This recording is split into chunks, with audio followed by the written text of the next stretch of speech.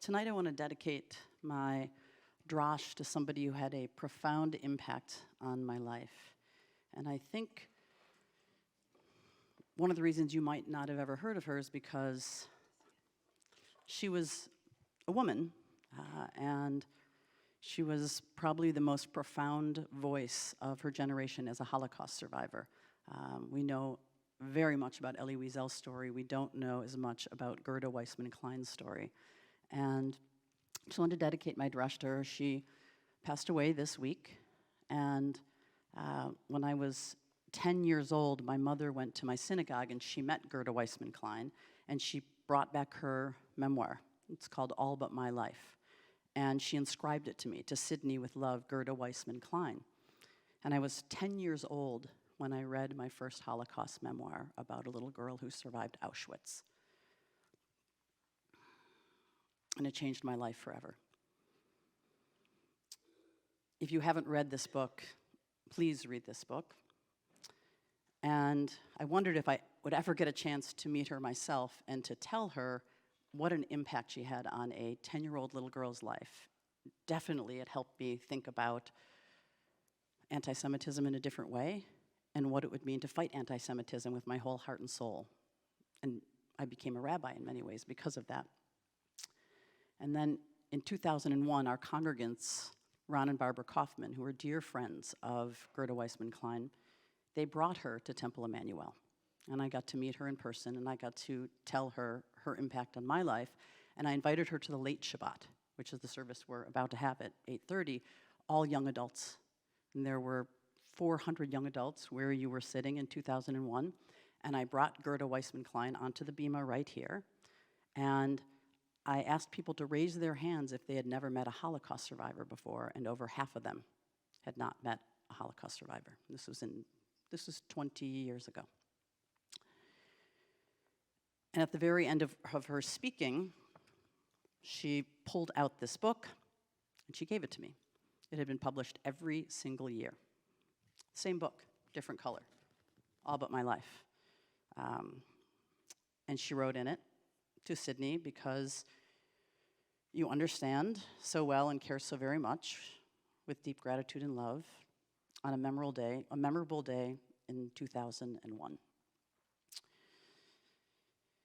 When I think about if I had to leave my home or if I was in danger of the synagogue, what I would grab, it's these two books.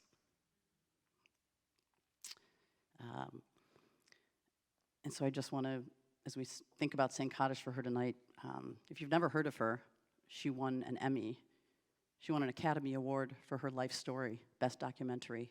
And she was awarded by President Barack Obama the Presidential Medal of Honor. She was really mamash someone and dedicated her entire life after she was liberated from Auschwitz to telling people her story. And she continued until just this past year. So that's Gerda Weissman-Klein. I dedicate this drash to her. And you will also see that I brought my great-grandmother's pot to services as an honored guest.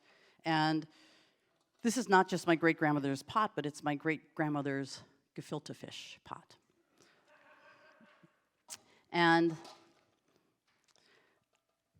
I don't know if any of you can relate to this, but there's a story of a little boy who watches his mother preparing for Passover, and every year she does the same thing. Takes a huge brisket and cuts off one end of it and cuts off the other end of it and then puts it in the oven. And finally he says to his mom, "Why do we always cut off one end and the other in this recipe of yours and put it in the oven? Why is that so important?" And she said, "Well, we've always done it this way, called bubby." And so he calls his grandmother and he says, "We always cut off each end of the brisket and we put it in the oven. What recipe is that?" And she said, "It's not the recipe. In the old country, the oven was tiny."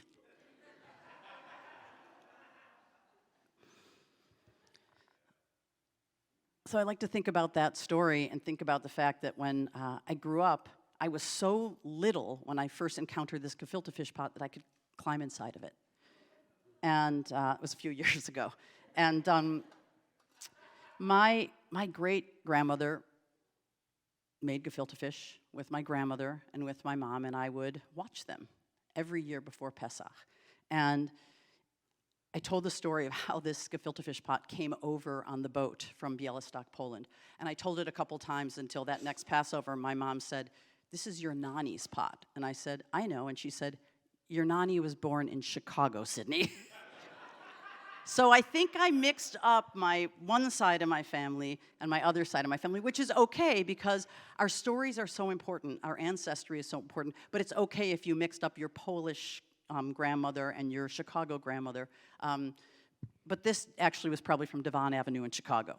But for me, it is so symbolic of the transmission of recipes and of food and of tradition and of stories and what we call the Shalshelet Kabbalah, this incredible chain of transmission of tradition that each one of us is so blessed to have.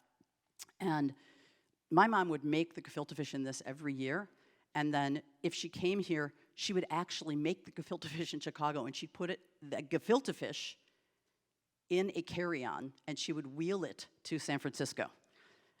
Until one day, probably 10 years ago, I went to pick her up at the airport, and there was this huge tattered box that came on the United Carousel with her luggage. And I said, "What's in the box, Mom?" That box has traveled far, even though it was just from Chicago, because in this pot are all the stories of my ancestors and the stories of my family, and I want you to all think about how important those stories are as we move into this very intense period from slavery to freedom. And the Jewish holidays, the three big Jewish holidays, are called the Shlosh Regalim, the three pilgrimage. A regal is a foot, the 3 times when you are on a journey. And it was the physical journey that the Israelites made to Jerusalem during Sukkot and Pesach and Shavuot. And next Friday night, we will enter again, 3,000 years later, this journeying that we do together. And you know that there are people in Tel Aviv, there's people in Morocco, there's people in New Jersey, there's people all over the world.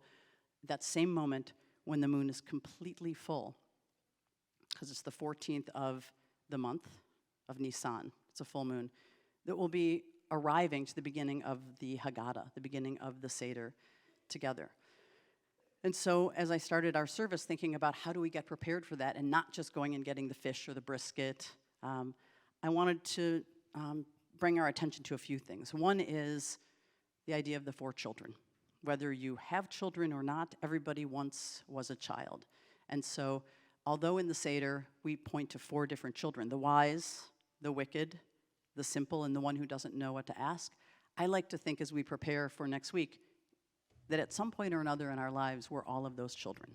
So if you think about a time when you felt very wise, very smart, or a time when you might have been naughty, wicked, you did something, you broke a law or a rule, a time when you felt you didn't get it, maybe you were too simple for the people around you. Most of all today, I feel like I don't know the questions to ask. Sometimes I'm just not sure because the world is upside down, and it's a painful place.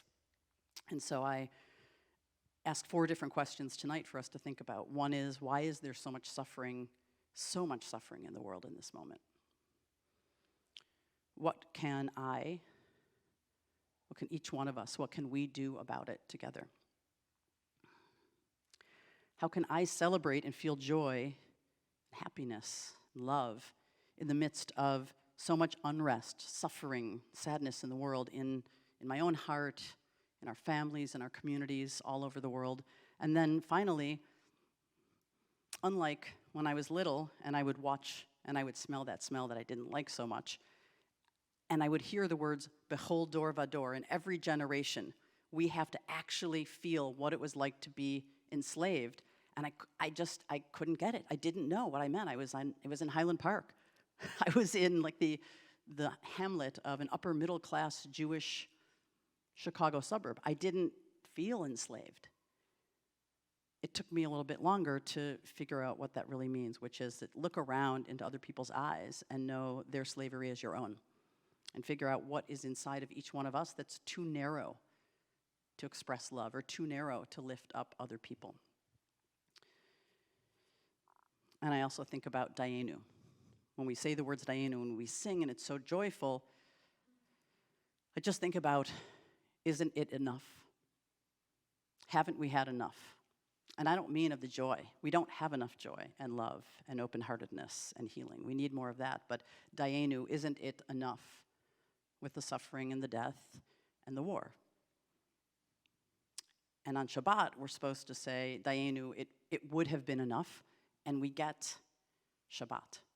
We get this time when we actually are commanded to feel a little bit of joy. Finally, I want each person to bring something.